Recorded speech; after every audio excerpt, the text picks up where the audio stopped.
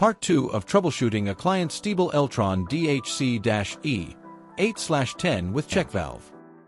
We will flush out the unit with vinegar, then replace the flow sensor and perform final tests.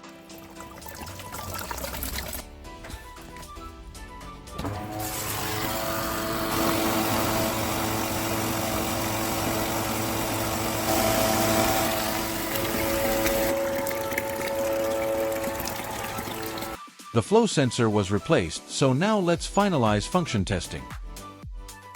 We have a blinking green LED and also an illuminating orange LED.